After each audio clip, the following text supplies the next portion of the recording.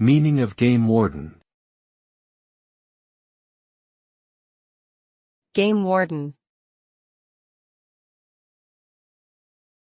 Game warden. Game warden. Game warden. A game warden is a law enforcement officer responsible for the conservation and management of wildlife within a specific area.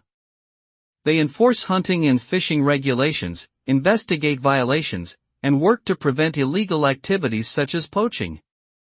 Game wardens may also assist in rescue and recovery operations for injured or lost animals.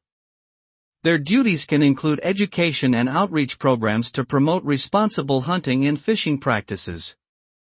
Overall, game wardens play a crucial role in protecting natural resources and maintaining biodiversity for future generations.